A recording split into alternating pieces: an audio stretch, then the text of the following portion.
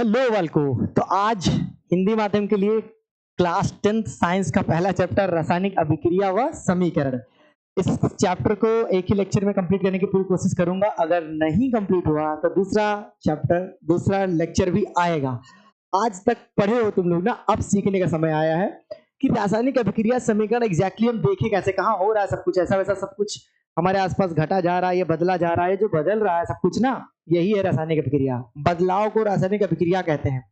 Actual में सबसे important होता है चैप्टर का मतलब समझना। रासायनिक अभिक्रिया व समीकरण, ये होती है चैप्टर का मतलब। अभी मतलब तो नहीं है सर, नाम ही है केवल, मतलब कहाँ है। अच्छा देखिए, सबसे पहले हम समझते हैं परिवर्तन को। परिवर्तन ई का है भाई। परिवर्तन जिंदगी में दो तरीके के तुमको मिलेंगे।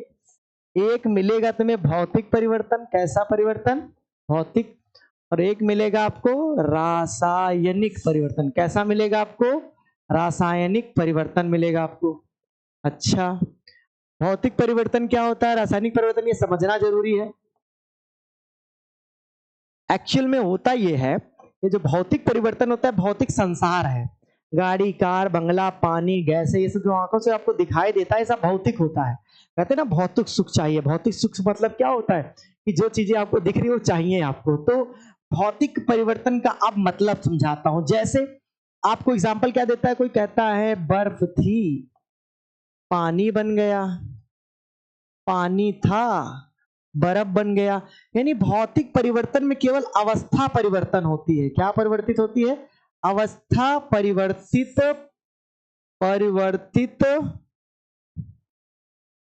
परिवर्तित होती है।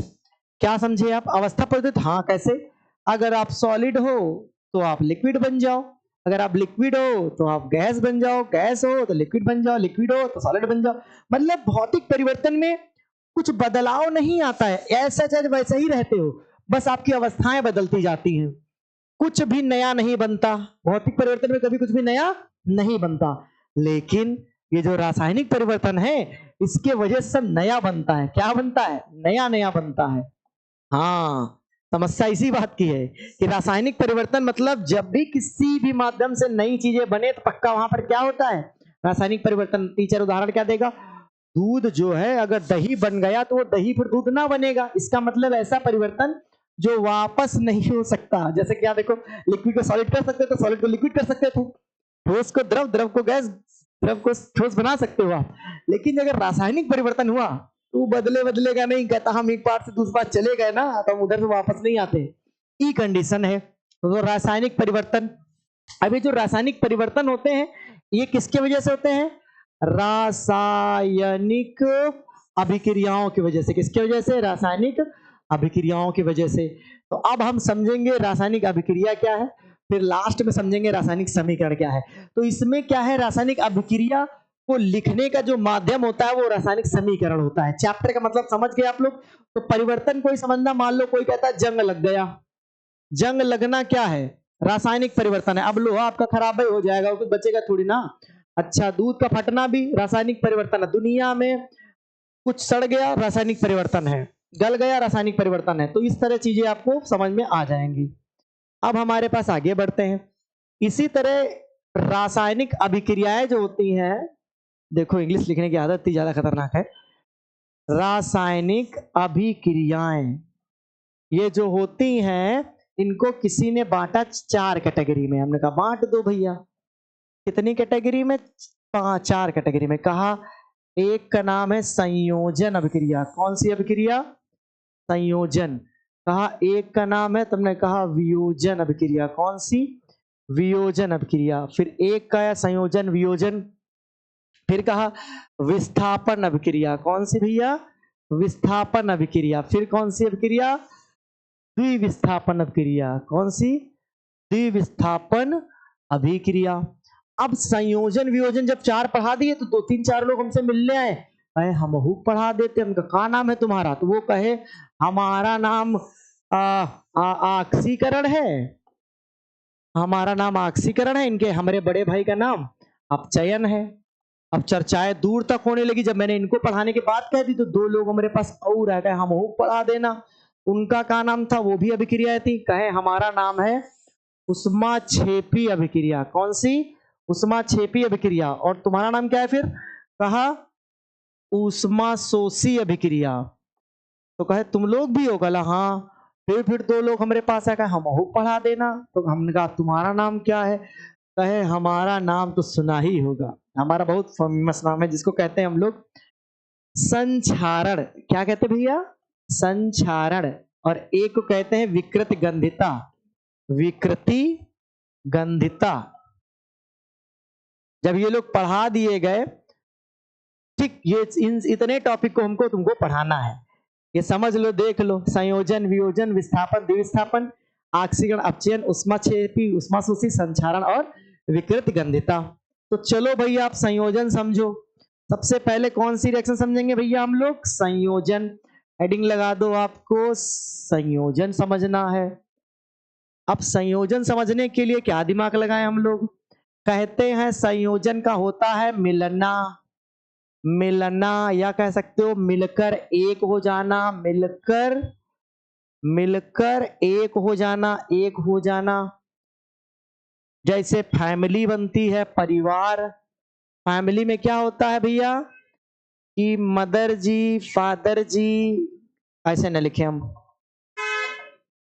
ऐसे लिखता हूं, माता जी, पिताजी, दादाजी, दादी जी, दीदी जी, भाई जी, सब मिलकर जब मिल जाते हैं तो बनती है बड़ी अच्छी चीज जिसे कहते हैं फैमिली, यानी कि परिवार। अच्छा, चाहे जितने लोग मिल जाएं और एक ही चीज बने अगर, तो हम उसे कहते हैं कि ये संयोजन हो रहा है।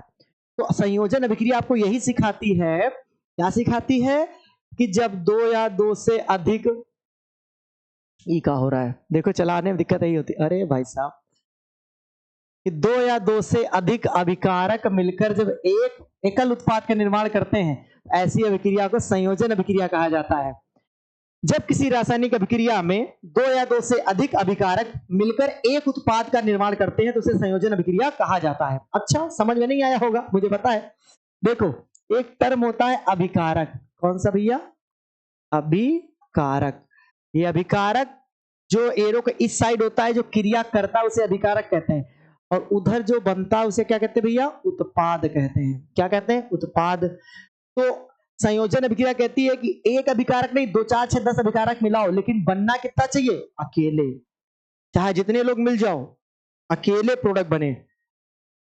हमने कहा चलो भाई। तो सबसे बढ़िया आपने देखा होगा, कार्बन ऑक्सीजन मिले तो बना कार्बन डाइऑक्साइड। बड़ा मजा आया, अरे बाप रे बाप, ये तो दो लोग थे अकेले बन गए। हाँ, इधर कुछ और नहीं बने, एक ही चीज बनना चाहिए। अच्छा, और क्या है? कैल्शियम ऑक्साइड और CO2 दोनों को जोड़ दो, CaCO3 बनता है। CaCO3 बनता है। तो ये भी संयोजन है, क्योंकि यहां पर तो जब प्लस लग जाए यानी दो लोग हैं। दो लोग हैं, उधर एक प्लस ना लगे तो अकेला। प्लस नहीं लगना चाहिए, ध्यान रखना, इधर एक को प्लस ना लगे संयोजन में, उधर एक को प्लस नहीं लगते हैं, ये याद रखना प्रोडक्ट में। अच्छा, आप समझ पा रहे हैं आपको कैसे पता ये यही बनेगा? हाँ, ये बढ़िया प्रश्न है। अब देखो सिखाता हूं तुमको। संयोजन तो समझ गए ना? देखो, आपको सूत्र बनाना आना चाहिए। क्या बनाना आना चाहिए? सूत्र बनते कैसे? अणुसूत्र। इनको सूत्र नहीं कहते हैं, अणुसूत्र कहते हैं। क्या कहते हैं? अणुसूत्र बनाना आपको आना चाहिए। अब अणुसूत्र कैसे बनाते हैं?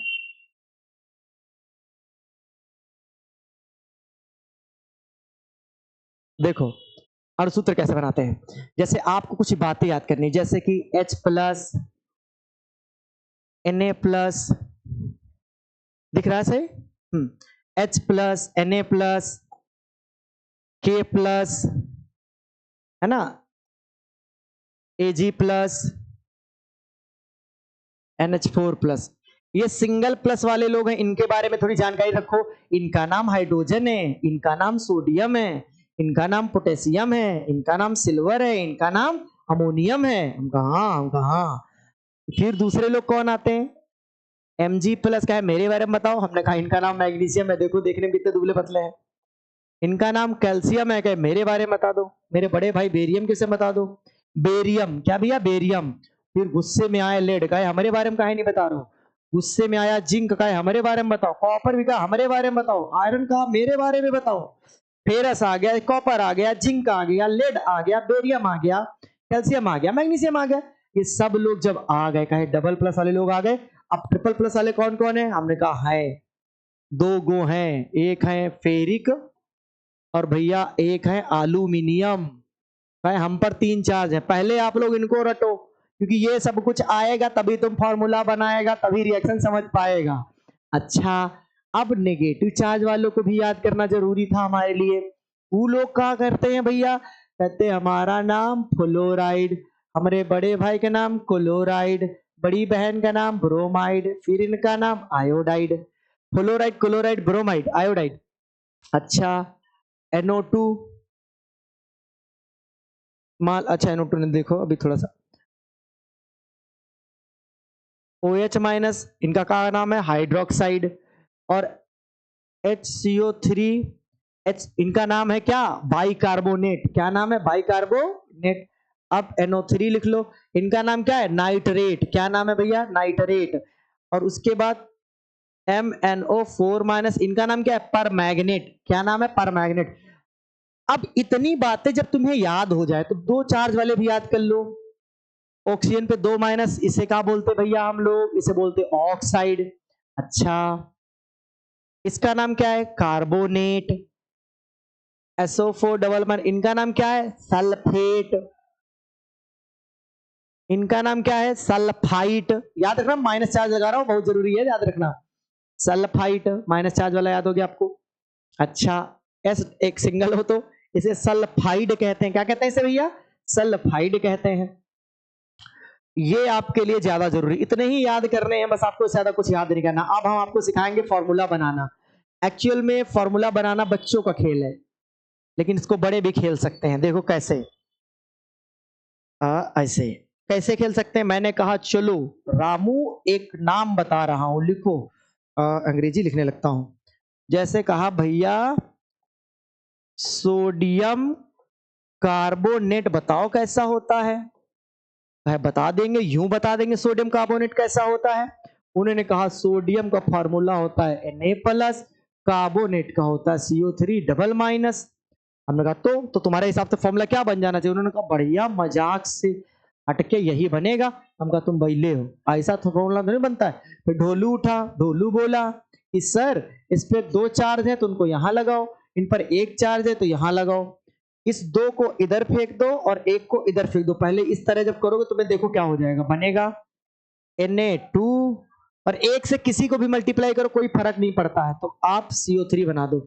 अब ये जो बनके रेडी हुआ, ये है एग्जैक्टली सोडियम कार्बोनेट का परफेक्ट फॉर्मूला।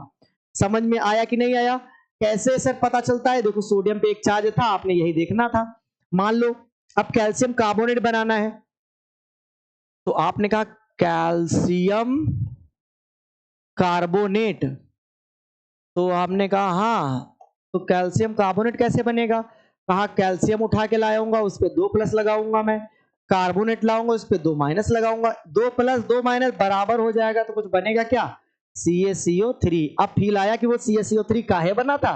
क्योंकि बन सकता था, उस पे दोनों पे बराबर चार्ज थे। इसी तरह आप पोटेशियम, मान लो पोटेशियम सल्फेट बनाना है आपको, क्या बनाना भैया? Potassium sulphate. तो मैं थोड़ा इसको मिटा देता हूं ताकि आपको स्पेस हो जाए बनाने लिखने के लिए मेरे पास। अब पोटेशियम सल्फेट बनाना है, हमने कहा चलो बनाते हैं। तो पोटेशियम के लिए तुमने क्या लिखा? पोटेशियम सल्फेट के लिए तुमने क्या लिखा? SO4 double minus. ठीक है भैया, अब इस पे 2 चार्ज लिखा नीचे, इस पर 1 चार्ज लिखा नीचे, घपा घप, इधर 2 गया तो बन गया भैया K2, 1 इधर गया तो बन गया भैया सल्फेट। 1 से कोई प्रभाव नहीं, यानी पोटेशियम सल्फेट का फॉर्मूला ये है। अच्छा, अगर आपसे कोई कहता है कि मुझे सोडियम क्लोराइड का फॉर्मूला बताओ, किसका? Sodium chloride. अब सोडियम क्लोराइड तुम सोचोगे, जब इनके नाम तो तुमने पढ़े थे ना, सोडियम उठा के लाए Na प्लस, क्लोराइड मतलब Cl माइनस, दोनों एक प्लस है एक ही माइनस, तो बढ़िया फॉर्मूला क्या बन जाएगा? NaCl। अभी तुम कोई भी फॉर्मूला बना सकते हो, तो ये एक बार ये याद कर लो, दुनिया के सारे फॉर्मूले आपके मुट्ठी में आ जाएंगे। और देखो बताता हूं, अरे कहां चला गया? ऐसे रहे, अरे ऐसे रहे भाई, ठीक है, तो आपको ये याद करने पड़ेंगे, बाकी मैं इधर एक साइड लेके बनाता हूं। अब जैसे किसी ने कह दिया कि आप देखिए हाथों को इतना रटा हुआ है इंग्लिश वाला मामला कि हाथ से इंग्लिश ही लिख जाती है। एल्युमिनियम सल्फेट मान लो, अरे इतने समझदार हो आप। एल्युमिनियम सल्फेट बनाना है तो आपने कहा एल्यूमिनियम पर 3 प्लस रहेंगे, सल्फेट पर 2 माइनस रहेंगे, 3 वाले यहां उतारे, 2 वाले यहां उतारे, घपा घप, जैसे हुआ क्या बना Al2SO4 में क्या बने 3 वाले, क्या बन गया Al2SO4 का होल थ्राइस बन गया एल्यूमिनियम सल्फेट का फॉर्मूला। बस इस तरह पहले फॉर्मूला बनाना सीखो। जब आप फॉर्मूला बनाना सीखो तो आपको ये पता चलेगा ये जुड़ा कहां से, बाद में इसको भी तोड़ने के काम आएगा कि इसको यहीं से खपा खप काट देंगे हम। ठीक है, तो आगे समझते हैं हम लोग। हमारे पास ये कॉन्सेप्ट भी क्लियर हो गया हमारा कि हाँ यार बात तो सही है कि हमको ये चीजें समझ में आ गई, फॉर्मूला बनाना आ गया, आ तो गया ही होगा, मजाक नहीं कर रहा हूं, आ गया होगा। अब दूसरी रिएक्शन पढ़ते हैं भैया। दूसरी रिएक्शन कौन सी है? दूसरी रिएक्शन का नाम है वियोजन अभिक्रिया। कौन सी भैया? वियोजन अभिक्रिया। वियोजन अभिक्रिया क्या कहती है? वियोजन अभिक्रिया मतलब फैमिली ब्रेकिंग। एक फैमिली थी, एक परिवार था, परिवार कितना था भैया? एक, अकेला, जो भी है अकेला। तो आपने कहा चलो भाई हमारा जो परिवार था ये फैमिली थी, किसी ने इसमें आग लगा दी। क्या कर दिया? किसी ने इसमें क्या लगा दी? आग लगा दी। तो फैमिली में पिताजी अलग, माताजी अलग, ब्रदर जी अलग, दादाजी अलग, दीदी जी, मतलब एक फैमिली कई लोगों में बट गई। तो इनका अपना परिवार, इनका अपना, इनका अपना, इनका अपना, इनका अपना परिवार हो गया। तो ये माजरा हो जाता है। वियोजन का मतलब होता है वो सभी रासायनिक अभिक्रियाएं जिसमें एकल अभिकारक कई उत्पाद का निर्माण करता है। एकल अभिकारक, केवल एक, इधर एक भी प्लस नहीं होना चाहिए। वह रासायनिक अभिक्रिया जिसमें एकल अभिकारक, जिसमें एकल अभिकारक, जिसमें एकल अभिकारक कई उत्पादों का निर्माण करता है। और यह अभिक्रिया जो होती है भैया संयोजन अभिक्रिया के विपरीत होती है। यह अभिक्रिया संयोजन अभिक्रिया के विपरीत होती है। उदाहरण देखो, जैसे अभी थोड़ी देर पहले तुमने देखा था CaCO3 था, कैल्शियम कार्बोनेट, है ना? आपने कैल्शियम कार्बोनेट को क्या किया? मान लो 100 डिग्री पर गर्म कर दिया। गर्म किया तो बेचारा टूट गया। कहां से टूटा था? कैल्शियम ऑक्साइड और CO2। आपको याद है कि जुड़ा तो ये ऐसे ही था। तो ये देखो एक था, इधर दो बन गए। एकल अभिकारक कई उत्पादों में टूटे तो वो वियोजन अभिक्रिया होती है। समझ रहे हैं? और एग्जांपल दूं, जैसे आपने देखा होगा NaHCO3 sodium bicarbonate. Sodium bicarbonate जब टूटत है तो बनता क्या है? Na2CO3। ये मत सोचना कैसे बनता, बात बताऊंगा, लेकिन आप समझो। ये देखो यहां पर ये एकल था, एकल, जब तक इधर प्लस ना लग जाए तब तक दुकल नहीं होगा, तब तक एकल ही रहेगा। एकल था, कई पदार्थ में टूट गया, तो हम इसे क्या कहते हैं भैया? वियोजन हो रहा है। क्या हो रहा है भैया? वियोजन हो रहा है। और देखो एनसीईआरटी में FeSO4 ब्रेक होता है तो बनता क्या है? Fe2O3 SO2SO3। जो बता रहा हूं इन्हें याद कर लेना, ये पेपर बहुत पूछी जाती है। तो ये भैया क्या हुआ? ये भी वियोजन है। क्योंकि वियोजन कंडीशन क्यों कहते हो आप? क्योंकि ये ब्रेक होता चला जाता है। समझ रहे मेरी बात? नहीं समझ रहे? देखो अकेला था, अकेला था, यहाँ कोई प्लस लगे नहीं, जब तक प्लस ना लगे तब तक अकेला नहीं था, तब तक अकेला ही माना जाता है। एक बना, दो बना, तीन बना, बना कि नहीं बना? आपको समझ में आ रहा होगा ये वियोजन क्यों है। ठीक है, इसी तरह पहचानने के लिए पेपर में आता है कि पहचानिए वियोजन है संयोजन है। संयोजन वाला भी मैंने समझाया, वियोजन वाला भी आपको समझ में आ चुका है। ठीक है, आगे देखिए। अब पेपर में देता है एक ये वाली PbNO3 का होल ट्वाइस या CuNO3 का होल ट्वाइस, ऐसे दे दिया आपके पास। अब कहे चलो इन दोनों को मैं गर्म कर देता हूं, गर्म कर डालो तो बनता क्या है? PbO बनता है, NO2 बनता है, O2 बनता है, यहां पर भी PbO बनता है, यहां पर भी NO2 बनता है, यहां पर भी क्या बनता है? O2 बनता है। बैलेंस कर लेना, बैलेंस अभी सिखाया नहीं लेकिन फिर भी चलो बैलेंस कर दे रहा हूं, अभी सिखाऊंगा ये होता कैसे है ना? तो ये रिएक्शन भी क्या करना है वियोजन के लिए, आप रट लो इनको, कॉपी में लिख के याद कर लो। पेपर में यही पूछा जाएगा, इससे बाहर एनसीईआरटी से बाहर कुछ नहीं पूछेगा टीचर, मुझको पता है, 8 साल से पढ़ा रहा हूं, 10 साल से पढ़ा रहा हूं, तो ये चीजें आएंगी एनसीईआरटी से ही, लेकिन आप लोग एनसीईआरटी अगर नहीं पढ़ोगे तो गलत हो जाएगा। समझ रहे मेरी बात को? बिल्कुल आसान है, कोई डाउट नहीं है। ये वाला भी आपको नोट कर लेना है। ठीक है, तो ये वियोजन अभिक्रिया समझ में आ गई। उसके बाद आता है विस्थापन अभिक्रिया। कौन सी? विस्थापन, विस्थापन अभिक्रिया। ये क्या सिखाती है? ये कहती है हटाओ और सटाओ, मतलब कि एक सॉल्ट होता है, सॉल्ट मतलब एक प्लस है, एक माइनस, दो चीजें हैं उसमें। मान लो कोई सॉल्ट है AB, सॉल्ट में दो चीज होना जरूरी है, और एक C है। तो करता क्या है, A B से बॉन्डिंग बना के रखा हुआ है, A की बॉन्डिंग B से है तो, लेकिन C की क्रियाशीलता बहुत ज्यादा, ये बहुत क्रिया करता है। वो आता है घपाक से इनको मारता, बाहर कर देता है और खुद बॉन्डिंग बना लेता है B से। ए बाहर चले गए, तो इस कंडीशन को बोलते हैं विस्थापन अभिक्रिया। मतलब किसी को हटाओ और किसी को लगाओ। समझे कि नहीं समझे? तो विस्थापन में यही होता है। अच्छा, समझ में आया कि नहीं आया? आया होगा। तो विस्थापन अभिक्रिया क्या होती है? वे रासायनिक अभिक्रियाएं जिनमें एक क्रियाशील धातु किसी लवण से कम क्रियाशील धातु को विस्थापित कर देती है, तो ऐसी अभिक्रिया को विस्थापन अभिक्रिया कहते हैं। परिभाषा समझ लिख ली, अब समझो।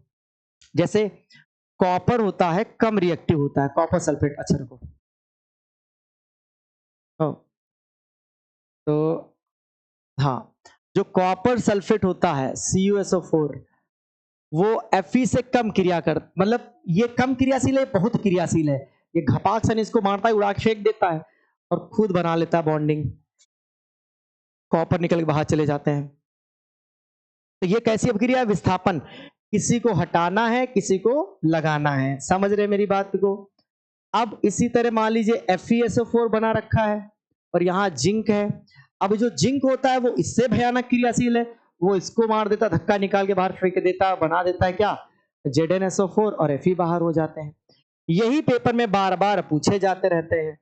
कभी कभी क्या होता है, जैसे दे देता है ZnH2SO4, अब हाइड्रोजन निकाल देगा, नहीं जिंक मारता हाइड्रोजन को धक्का तो बाहर निकल जाता है, और क्या बन जाता है यहाँ? ZnSO4 और हाइड्रोजन। वह आप सोच रहे होगे कि ZnSO4 कैसे बन गया? मैंने बताया था कि Zn पर होते 2 प्लस, कितने प्लस? 2, और SO4 पे कितने माइनस? 2 माइनस। 2 प्लस 2 माइनस बराबर हो गया, क्या बन गया? ZnSO4 बन गया। तो ये आपकी कौन सी अभिक्रिया हो गई? विस्थापन अभिक्रिया हो गई। ठीक है। एक आती है द्विविस्थापन अभिक्रिया। अब द्विविस्थापन अभिक्रिया की गति, इसे कहते हैं इधर का उधर करने वाली अभिक्रिया। इधर का उधर करना, क्या करना है? इधर का उधर करना, द्विविस्थापन अभिक्रिया। तो समझो, द्विविस्थापन अभिक्रिया, द्विविस्थापन अभिक्रिया में क्या होता है? जब दो सॉल्ट हो, कितने सॉल्ट हो? दो सॉल्ट हो। जैसे तुम्हारी साथ, मतलब दो सॉल्ट, मतलब दो सॉल्ट समझो। अच्छा, मैं अलग उदाहरण देता हूं। दो कंपोनेंट है, एक है AB, इनका बॉन्डिंग हो चुका, एक है CD, इनका बॉन्डिंग हो चुका है। ठीक है। अब ध्यान दो इन लोगों को। अब ये कहेंगे इधर का उधर करते हैं, इनका जो लेफ्ट, ये C है, इनके राइट से लग जाएगा, और इनका जो लेफ्ट है वो उनके राइट से लग जाएगा। यानी बॉन्डिंग बनाने पर क्या बना? AD बना और CB बना। तो इसे कहते हैं हम डबल डिस्प्लेसमेंट या द्विविस्थापन। दोनों ने अपने अपने आयनों को क्या कर लिया? बदल लिया। तो ये द्विविस्थापन होता है। एग्जाम्पल दे दिए सर। मान लीजिए AgNO3 था, सिल्वर नाइट्रेट, और इसकी NaCl से रिएक्शन करा दिया आपने, तो होगा क्या? Ag जो है वो Cl को चिपक जाएगा, Na जो है NO3 चिपक जाएगा। तो भैया AgCl बन गया, नीचे जम जाता है, प्रेसिपिटेट बन जाता है, और NaNO3 बन जाता है, NaNO3 बन गया। देखो कितनी आसानी से बन गया। इनका इनका उनका उनका। और पेपर में क्या दिया था? BaCl2 और Na2SO4। अब देखो भैया, Ba जो होता है, ये जो Ba है ना, ये कहता है हम तो इनके साथ जाएंगे, ये कहेगा मैं इनके साथ जाऊंगा। यही होता है, ये ध्यान रखें और कुछ ना करें। देख लें कि चार लोग दिख रहे हैं, दो इधर दो इधर, टूटेगा वहीं से जहां से जुड़ा था। अब सोडियम सल्फेट बनाओगे अगर फार्मूला, तो तुम कहोगे सोडियम का तो ये होता है, सल्फेट का ये होता है, सॉरी यहां पर एक प्लस हो, हाँ, सल्फेट का ये होता है, इसका 2 है, इसका 1 है, एक इधर फेंको, दो इधर फेंको, तो क्या बनेगा? Na2SO4। सिंपल। तो आपने देखा कि BaSO4, Ba पहले 2 प्लस थी, SO4 पर भी 2 माइनस, तो BaSO4 बन गया। तो सर क्या Na2Cl2 बना दूं? नहीं, ये पाप होगा, ये पाप होगा, ऐसे नहीं कर सकते आप। आपको NaCl ही पता है, फॉर्मूला होता है, फॉर्मूला तो NaCl ही होता है ना, बाकी 2 आगे लगा दीजिए, बैलेंसिंग पोर्शन हो गया। ये आपका क्या हो गया? द्विविस्थापन अभिक्रिया हो गई। क्या हो गई ये? द्विविस्थापन अभिक्रिया होगी। बिल्कुल समझ में आ गई कि नहीं आ गई? आ गई होगी। तो आयनों का आदान प्रदान हो गया। अब आगे समझो, एक अभिक्रिया होती जिसका नाम है भैया क्या? ऑक्सीकरण। क्या नाम है जिनका? ऑक्सीकरण। ये कहे हमको भी पढ़ा दो, हमने कहा आओ तुमको पढ़ा दें। ऑक्सीकरण क्या कहते हैं? वे रासायनिक अभिक्रियाएं जिनमें कोई अभिकारक ऑक्सीजन को ग्रहण करता है। क्या करता है भैया? ऑक्सीजन को ग्रहण करता है। वे रासायनिक अभिक्रिया जिसमें कोई अभिकारक ऑक्सीजन को ग्रहण करता है, तो ऐसी अभिक्रिया क्या कहते हैं? ऑक्सीकरण अभिक्रिया। अच्छा, या फिर दूसरी परिभाषा होती है, वे रासायनिक अभिक्रिया जिसमें कोई अभिकारक हाइड्रोजन का त्याग करता है। क्या करता है? हाइड्रोजन का त्याग। उसे क्या कहते हैं? ऑक्सीकरण कहते हैं। अच्छा देखो, ये कॉपर जी थे, इनको मैंने ऑक्सीजन दे दिया, थोड़ी देर बाद देखा ये चिपक गए, एकदम कॉपर ऑक्साइड बन गया, ब्लैक ब्लैक एकदम कलुआ एकदम। तो भैया ये बैलेंसिंग कर लेंगे, कोई इशू नहीं है, बैलेंसिंग अभी सिखा नहीं रहा हूं तो अब समझो बस। तो कॉपर ऑक्साइड बन गया, क्या हुआ? ऑक्सीजन इसका जुड़ा कि नहीं जुड़ा? जुड़ गया सर। ये तो हो गई ऑक्सीकरण। अब अपचयन समझो। अपचयन में क्या होगा? अपचयन में होगा थोड़ी ना कुछ, बस यही है कि ऑक्सीजन का त्याग हो और हाइड्रोजन का क्या हो भैया?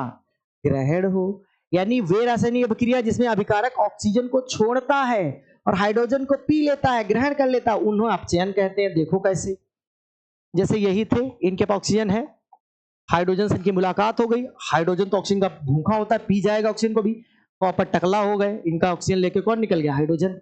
अब यहां कॉपर देखो, ऑक्सीजन था, यहां ऑक्सीजन नहीं है, यानी ऑक्सीजन को छोड़ना क्या कहलाता है? अपचयन कहलाता है। लेकिन भाई साहब इनको देखो, ऑक्सीजन ले लिए, जब ऑक्सीजन को लेता तो उसका क्या हो जाता है? ऑक्सीकरण हो जाता है। तो हाइड्रोजन का ऑक्सीकरण हुआ, इनका क्या हुआ? अपचयन हुआ। बात यहां इंपॉर्टेंट ये है कि दोनों एक साथ हो रहे हैं। अब जब ऑक्सीकरण अपचयन दोनों साथ साथ होते हैं, उसको एक अलग नाम देते हैं, उसे कहते हैं रेडॉक्स अभिक्रिया। क्या कहते हैं? रेडॉक्स अभिक्रिया। पेपर में पूछा जाता है रेडॉक्स अभिक्रिया क्या होती है। तो वे रासायनिक अभिक्रिया जिनमें ऑक्सीकरण व अपचयन साथ साथ होते हैं, उन्हें हम रेडॉक्स अभिक्रिया कहते हैं। यही उदाहरण दे देना आप, ठीक है? अच्छा, ये बात समझ में आ गई आपको? ऑक्सीकरण समझ में आया, अपचयन समझ में आया। अभी कुछ बातें ऑक्सीकरण अपचयन की बतानी है, लेकिन अभी अभी नहीं बताऊंगा, कंफ्यूजन आ जाएगा तुमको। फिर क्या होता है भैया? उसके बाद उष्मा छेपी अभिक्रिया। उष्मा छेपी अभिक्रिया क्या होती है? ये जब हमसे मिलने आए तो कह रहे थे सुनो हम उष्मा को निकालते हैं, याद रखना तुम। तो कहे वे रासायनिक अभिक्रियाएं जिसमें उत्पाद निर्माण के साथ ऊर्जा निर्मुक्त होती है, मतलब उत्पाद बन गया और बहुत सारी उष्मा क्या हो गई? निकल गई। तो निकल गई बाहर, पूरा हीट, आपका बीकर गर्म हो गया एकदम, बाहर एकदम गर्मी गर्मी हो गई, बहुत जरा हीट निकलती है, उसे क्या कहते हैं भैया? उष्मा छेपी अभिक्रिया। जिनमें उष्मा का निष्कासन हो उन्हें कहते हैं उष्मा छेपी अभिक्रिया। जैसे कैसे? आपने देखा होगा जब मैग्नीशियम को ऑक्सीजन के कांटेक्ट में लाते हैं, बहुत ज्यादा गरम गरम हो जाता है, तो ये जो है एक्सोथर्मिक है। कैसी है? देखो एक्सोथर्मिक बता रहा हूं, मतलब उष्मा छेपी है सर। और कोई? हाँ, मान लो तुमने NaOH को HCl से रिएक्शन करा दिया, अब यहाँ NaCl बन जाएगा, यहाँ H2O बन जाएगा, बहुत हीट निकलेगी, उष्मा निकलेगी। ये भी क्या है? उष्मा छेपी अभिक्रिया है। तो उष्मा छेपी में उष्मा निकलती है, तो उष्मा सुसी बोला हम होगा इसे बता देती हूँ, लेकिन वो कहने लगा कि हम उष्मा लेते हैं, लेकिन तो हमने कहा ठीक है वो भी समझा देते हैं। उष्मा शोषी, उष्मा शोषी अभिक्रिया। उष्मा शोषी अभिक्रिया में होता क्या है? वे रासायनिक अभिक्रियाएं जिसमें अभिकारक उत्पाद में बदलने हेतु उष्मा ग्रहण करता है, तो ऐसी अभिक्रियाओं को क्या कहा जाता है? ऐसी अभिक्रियाओं को उष्मा शोषी अभिक्रिया कहा जाता है। सर कैसे? मान लो जितनी वियोजन अभिक्रियाएं हैं सब उष्मा शोषी हैं बेचारी। क्यों? क्योंकि इनको तोड़ने के लिए मैं बाहर से 100 डिग्री टेम्परेचर दे रहा हूं, टूट जाओ, क्योंकि बाहर से तापमान दे रहा हूं। जो किसी चीज को तोड़ने के लिए बाहर से तापमान दोगे आप, तो भैया वो टूटेगा, और टूटने के बाद कैल्शियम ऑक्साइड CO2 बनेगा। लेकिन ये अभिक्रिया कैसी हो गई? ये अभिक्रिया हो गई आपकी ऐसी उष्मा शोषी अभिक्रिया, क्योंकि इसने टूटने के लिए क्या किया? उष्मा का प्रयोग किया। उष्मा छेपी समझ में आ गया, उष्मा शोषी समझ में आ गया। अभी दो लोग और बाकी के हमको, जो हम श्वसन करते हैं रेस्पिरेशन, श्वसन भी उष्मा छेपी अभिक्रिया है, क्योंकि श्वसन के पश्चात बहुत ऊर्जा निकलती है, इससे हम काम कर पाते हैं। ठीक है, आगे वाला केस समझते हैं। संक्षारण संक्षारण क्या होता है? संक्षारण एक तरीके का ऑक्सीकरण होता है। ऑक्सीकरण कैसा ऑक्सीकरण? बड़ा स्लो ऑक्सीकरण। स्लो देखो, जब किसी धात्विक वस्तु को हवा, नमी, जल के संपर्क में रख देते हैं तो धीरे धीरे वह गलने लगती है और अंततः वह क्या हो जाती है? खत्म हो जाती है, समाप्त हो जाती है। तो इस प्रक्रिया का नाम क्या होता है? संक्षारण। संक्षारण एक ऑक्सीकरण प्रक्रिया है। दुनिया में जो भी सड़ गल रहा है, जल रहा है, सब ऑक्सीकरण की वजह से होता है। तो संक्षारण समझ में आ गया। संक्षारण की ऑक्सीकरण प्रक्रिया बहुत धीरे धीरे होती है। जब किसी धात्विक वस्तु को ऑक्सीजन, नमी, जल की उपस्थिति में रख देते हैं तो वह कुछ समय बाद संक्षारित हो जाती है। इस प्रक्रिया को क्या कहते हैं? संक्षारण कहते हैं। लोहे में जंग लगना, कॉपर में जंग लगना, सिल्वर का कालापन होना, ये सब इसी के उदाहरण है। उसके बाद है विकृत गंधिता। विकृति गंधिता ये क्या होता है? भंडारे की पूड़ियां जब आप लंबे समय तक अपने घरे में रखते हो तो सड़कें बदबू देने लगती हैं, वही है विकृत गंधिता। जब किसी ऑयली फूड मटेरियल को, तेल युक्त, वसा युक्त किसी भी पदार्थ को लंबे समय तक आप रखते हैं तो उसमें से एक प्रकार की गंध आने लगती है, इसे हम कहते हैं विकृत गंधिता। क्या कहते हैं? विकृत गंधिता। एक अलग प्रकार की गंध आने लगती है। यह एक ऑक्सीकरण की प्रक्रिया है। कैसी प्रक्रिया है? ऑक्सीकरण प्रक्रिया है। बहुत धीरे धीरे होती है, लेकिन 8 दिन के अंदर भंडारे की पूड़ी आपकी खत्म हो जाएंगी। तो बचाए कैसे सर? बचाने का यही है कि फ्रिज का प्रयोग करो और एंटीऑक्सीडेंट का प्रयोग करो। एंटीऑक्सीडेंट, ये बात आपको समझ में आ जानी चाहिए। बार बार डस्टर ढूंढने आ जाता हूँ, डस्टर नहीं है इसके लिए। तो आपको ये बात भी समझा दी मैंने। शब्दों में जो बातें समझा रहा हूँ सीखो, यही सब सीख के आपको पेपर करना है। नोट्स दे दूंगा, चिंता करने की जरूरत नहीं है, ठीक है? समझ में आ जाएगी तो बहुत बेहतरीन हो जाता है। अब बात आती है समीकरण क्या होता है। लास्ट टॉपिक, समीकरण। समीकरण क्यों दिया गया? मान लो हुआ ये कि मान लो मैंने लिखा ऑक्सीजन, क्या लिखा? ऑक्सीजन। मैंने लिखा हाइड्रोजन, मैंने लिखा क्या लिखा? हाइड्रोजन। जैसे ही मिलाया हमने कहा जल बन गया। तो किसी ने कहा भाई अभिक्रिया को इतना बड़ा बड़ा लिखो तो काम कैसे चलेगा? तो कहने लगा ऐसा करते हैं, इनको दिखाने का कोई तरीका बनाते हैं और उसका नाम रख देते हैं। तो कहा कि रासायनिक अभिक्रिया को प्रदर्शित करने का जो माध्यम होता है उसे हम समीकरण कहेंगे। तो रासायनिक अभिक्रिया को प्रदर्शित करने का माध्यम रासायनिक समीकरण कहलाता है। मान लो अब ऑक्सीजन को ऐसे लिखा और उसमें प्रतीक यूज किया ऑक्सीजन का, हाइड्रोजन का। ऑक्सीजन को O कभी मत लिखना, याद रखना O2 लिखना। हाइड्रोजन को H कभी मत लिखना, H2 लिखना। क्लोरीन को Cl कभी मत लिखना, Cl2 लिखना। ब्रोमीन को Br कभी मत लिखना, Br2 लिखना। ये याद रखना। जैसे बनाया भैया पानी का सूत्र तो H2O होता है। अच्छा H2O हो गया सर। अब ये तो समीकरण माध्यम हो गया, बैलेंस करोगे तो आप तो बैलेंस हो गई। चलो ठीक है, ये बात समझ में आ गई सर। समीकरण क्या है? बस रासायनिक प्रक्रिया को प्रदर्शित करने का माध्यम है, ठीक है। अब बात आगे समझो। रासायनिक समीकरण दो प्रकार के होते हैं। समीकरण कितने प्रकार के होते हैं? दो प्रकार के होते हैं। समीकरण कितने प्रकार के होते हैं? दो प्रकार के होते हैं। समीकरण दो तरीके के होते हैं। एक होते हैं भैया संतुलित, कैसे? संतुलित। और एक होता है भैया असंतुलित। कैसा? असंतुलित। अब ये जो संतुलित वाला मामला है इसमें क्या होता है? अभिकारक व उत्पाद अणुओं की संख्या समान रहती है। क्या रहती है? समान रहती है। लेकिन इसमें क्या होता है?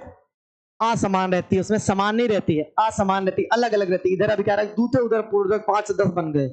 तो जब अभिकारक और उत्पाद दोनों के अणुओं की संख्या समान होती है तो संतुलित कहते हैं, और जब दोनों के अणु समान नहीं होती उसे क्या कहते हैं? असंतुलित कहते हैं। जैसे संतुलित में लिखूं मैं कैल्शियम ऑक्साइड और CO2, आप बनाओ CaCO3, एक कार्बन एक कार्बन, एक Ca एक Ca, 2 3 ऑक्सीजन 3 ऑक्सीजन, है संतुलित।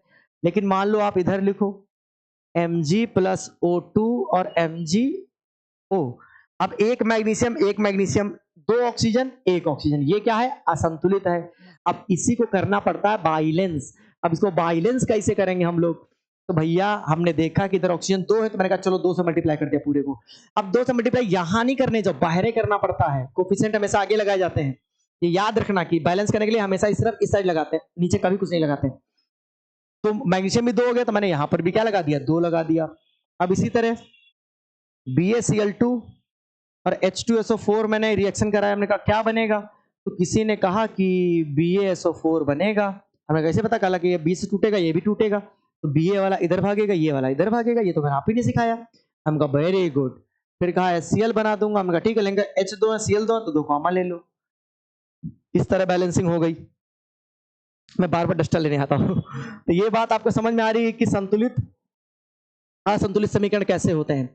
अब अगर आपको ये बातें सारी समझ में आए, मैंने पूरा चैप्टर पढ़ाने का पूरा प्रयास किया है। संतुलित करने के लिए एक 20 मिनट का अलग लेक्चर बनाऊंगा, क्योंकि अभिक्रिया इक्वेशन बनाना कैसे, संतुलित कैसे करना, वो इसमें बताऊंगा तो ऊब जाएंगे आप। चैप्टर आपका मैंने पूरा कवर कर दिया, सब टॉपिक बना दिए। एक प्रेसिपिटेशन रिएक्शन होती है, उसका मुझे हिंदी में नाम अवक्षेपण अभिक्रिया। हाँ, तो अवक्षेपण अभिक्रिया पेपर पूछे थे, अवक्षेपण अभिक्रिया क्या होता है, तो आप हमेशा ये कहना वह रासायनिक अभिक्रिया जिसमें अघुलनशील लवण का निर्माण होता है, अघुलनशील लवण का निर्माण होता है, ऐसी अभिक्रिया को अवक्षेपण अभिक्रिया कहा जाता है। और बालक ये वाला उदाहरण देना, क्योंकि उदाहरण क्या दिया, ये पानी में घुलता नहीं, सफेद सफेद ऐसे बन के रह जाता है। अब कुछ रंगीन बातें बता देता हूं कि इनमें कुछ रंगीन यौगिक हैं, उनके नाम मैं बार बार ढूंढता हूं। देखो भैया, जैसे कि अगर CaCO3 के बारे में पूछोगे तो दुधिया रंग होता है इसका, मिल्की कलर, दुधिया। और BaSO4 बोलेगा हमेशा सफेद। ये सर कैसी बातें कर रहे हैं, दुधिया और सफेद में फर्क क्या है, वो बोलेगा, ध्यान रखिए बस। अब AgCl बोले तो काला, और AgBr बोले तो, ओ भाई गॉड, एक बात छूट गई मेरी। जो वियोजन अभिक्रिया थी, वियोजन अभिक्रिया 3 तरीके से होती है, मैं अभी क्लियर कर देता हूं उनको। यार एक टॉपिक इसीलिए लिख लेना चाहिए। AgBr ये कैसा होता है भैया, पीला होता है। कैसा होता है भैया, पीला होता है ना। ये हो गया, ये हो गया, ये हो गया, ये हो गया। PbO भी कैसा होता है, हल्का पीला ही पीला होता है। और उसके बाद आपका PbI2, ये अवक्षेप होता है पीला। अवक्षेप कैसा होता है इसका, पीला, घुलता नहीं है, ठीक। और Fe2O3 ब्राउन होता है, भूरा। ये कलर याद रखना। FeSO4 जली, एक्वस, पानी के जैसा, ये कैसा होता है, हरा। और CuSO4 जली, एक्वस, ये भी कैसा होता है भैया, नीला। कैसा होता है भैया, ये नीला। ये कुछ रंग आपके काम आएंगे। NO2 कैसी गैस है, भूरी गैस है। कैसी गैस है, भूरी गैस, भूरी भूरी गैस निकल जाएगी। ये भी आपको पता होना चाहिए, रंग पता होने चाहिए। कभी कभी रंग देता है ऐसा है। और ये हमारे कलर का CuO कलुआ, तो ये CuO जो होता है काले काले रंग का होता है, ठीक है। तो Cu काले रंग का होता है, ये भी आपको याद रखना है। अब जो है हम आपको ये सिखाएंगे कि वियोजन अभिक्रिया के 3 प्रकार होते हैं। जो टूटेगी फैमिली हमारी जो है, अब वियोजन है तो 3 तरीके से होगा। एक होता है तापी वियोजन, क्या होता है, ताप देकर तोड़ डालो कंपाउंड को।